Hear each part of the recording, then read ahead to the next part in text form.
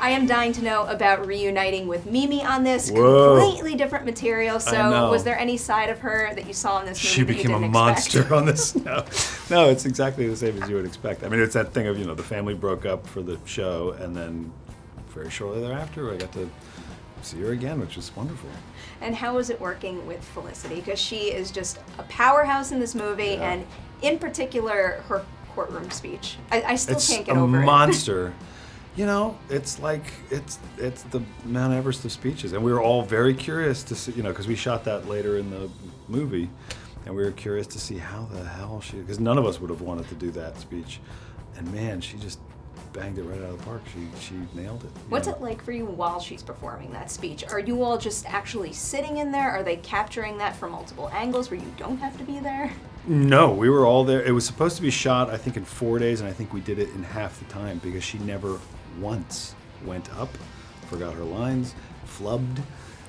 And she also did it for all the coverage too. So even if they're doing an insert on a clock, she's still doing the speech, the full thing, not just like a little chunk of it and a little piece of it. She must have done it hundreds of times. You all have such a colorful character here, so I wanted to know about figuring out how to kind of peg how big to go with him and when to rein it in. I mean, I wasn't able to locate the guy because he's one of the least photographed men on the planet, and we didn't know what he looked like. We didn't know what there was no film or footage that I could base it on. So I really relied on the material, obviously, and just the dramatic effect that me and Mimi sort of figured out it needed. And then it was just, I sort of had to pick a lane and sort of decide to play him. Clearly he's a passionate guy. He works for the ACLU, very smart, bright man, and had to just sort of take a swing at him. Took a big swing, and it's like just the right amount of color. I love how much that character pops. Good. I am fascinated by preset routines and rituals. So what do you have to do before you hit a set for work? What do I have? I think a lot of it happens before you get to the set. I'm a big believer in breaking down your script, sort of understanding what you're going to be shooting on what day and what you have to be prepared for, and to be as prepared as possible before you get to the set, because there's nothing more frustrating when another actor shows up and they haven't thought about that. Not the case with any of these people on this film. We play a game on Collider called Would You Rather, and one of the questions on there is, would you rather work with an actor who prepares way too much or not enough? Way too much. Yep. Without question. I mean, I wouldn't even know. Working with actors who don't prepare is infuriating, I think. I can understand that.